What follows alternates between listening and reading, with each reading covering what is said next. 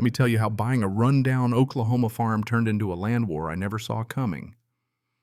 No, not with wild hogs, not with the weather, but with a bunch of paper pushers hiding behind an HOA they made up out of thin air. You ever buy something thinking you just scored the deal of a lifetime, and next thing you know, you're knee-deep in nonsense that would make the county fair look like church? Yeah, that happened. I bought the farm literally on a Tuesday. 180 acres of tangled brush, a sagging old farmhouse with windows that stared back at you like tired eyes, and a red barn stamped 1911 more holes than wood, plus a pond so neglected, I'm pretty sure the frogs had unionized. Most folks just called it the eyesore past County Road 19, or cursed, but to me, it was potential. I restore things. It's what I do. Old churches, busted train stations, hotels that nobody's checked into since Eisenhower was in office. But this time, it was for me.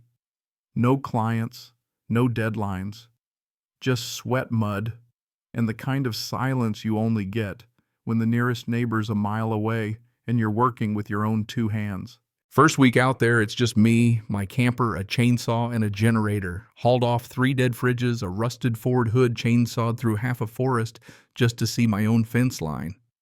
Only visitor was some old guy at the gas station who shook his head and said, "That's brave buying the Delman place. HOA tried roping it in years ago, but old man Delman told him where to shove it." I laughed, thought it was just small-town folklore. Should have known better. 8th day on the property, I find a white envelope in my old rusted mailbox. No stamp, hand-delivered. Gold logo. Cedar Grove Heritage Community sounds like a retirement home, right? Inside is a letter and a scanned invoice. Dear property owner, your land remains in non-compliance with administrative standards outlined in the 2017 expansion protocol. Total due $14, $480. Payment in 10 business days to avoid legal escalation. Yeah, I laughed out loud standing there in the dirt like a lunatic. My deed didn't say a thing about any HOA, and the nearest subdivision was miles away. But curiosity's a disease. I got on my laptop that night, looked up Cedar Grove, found a website full of stock photo smiles, fake drone shots of neighborhoods that looked more like catalog ads than anything real. Turns out Cedar Grove was a new development 2 miles southeast, fancy brick sign, dying crepe myrtles out front, and apparently a taste for annexing land that wasn't theirs. Next morning I drove over. HOA office was a double wide on gravel tucked behind a dry fountain. Inside, a receptionist who looked like she'd rather be anywhere else asks my name, then sends me straight to Miss Brady, the president. She steps out looking every inch the type that runs bake sales like military campaigns. Blonde bob, pressed blazer smile, sharp as a tack, but about as warm as January rain. She says, "Let's clear up this little confusion." Should have known there was nothing little about it. Her office is all binders and miniature pastel houses like a dollhouse court. She explains real syrupy that it's not personal, just procedural. Tells me my land accrued 8 years of unpaid HOA fees because of some jurisdictional expansion from 2017, even though I wasn't even in the state then. She slides a laminated map at me, all pastel colors with a pink outline that snakes miles past anything resembling their development right over my land. Then she whips out 2 inclusion documents signed by Harold Delman in 2019. Problem is, Harold Delman died in 2017. I tell her she might want to check her resurrection clause. She barely blinks, just says, "I can pursue arbitration if I want, but until it's resolved, the debt stands, and any work I do on the land might count as a violation." That's when I realized she wasn't bluffing. She was reading from a playbook. So I told her straight, I restore buildings older than her, bylaws, read charters for breakfast, and I wasn't paying a dime to her spreadsheet fantasy. I went home, pulled up the county GIS deed records, plat maps, everything. Not a single official document showed my land in their boundaries. Found a number for Eric Delman, Harold's son, and called him up. He says, "Is this about that damn property?" I explained. Tell him about the so-called inclusion agreement. He sighs, tells me his dad could barely write a grocery list by 2016, and he died 2 years before that signature. No way in hell he signed anything, Eric says, and then bless him, he offers to send me an affidavit death certificate, even a handwritten note from his dad that basically says, tell that damn HOA to leave me alone.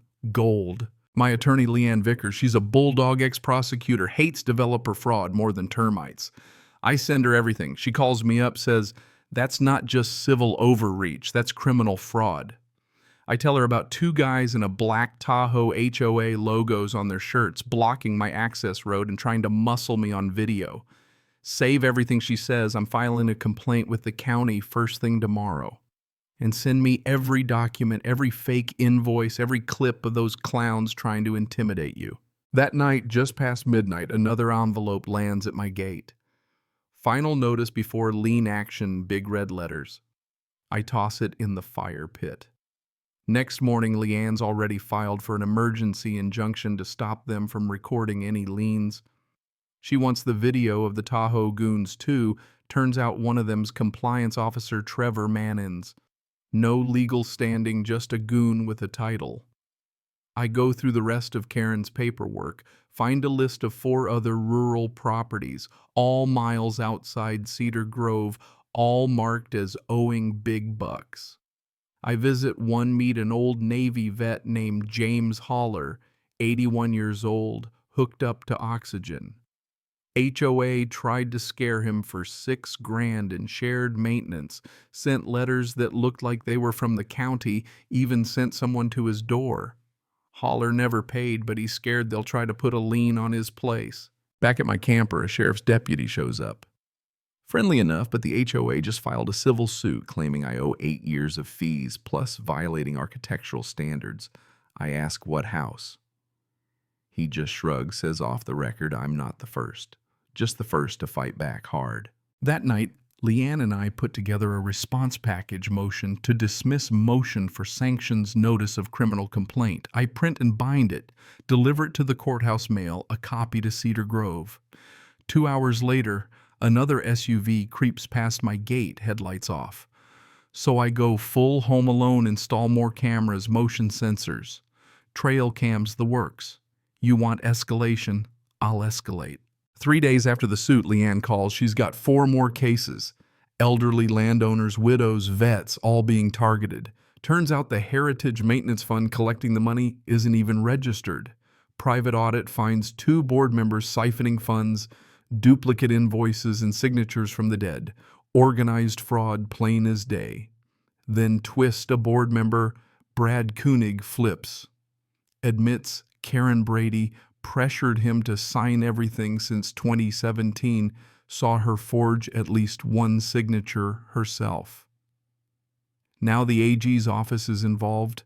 The county's opening a criminal case. The Tulsa paper runs a front-page story, HOA accused of extortion scheme. Karen goes silent, but now it's fear, not strategy. Leanne and I dig up an old county clerk file, shows Cedar Grove's expansion was formally rejected in 2017, not legally permissible, missing owner consent. The lie had a birth certificate. We bring it all to court.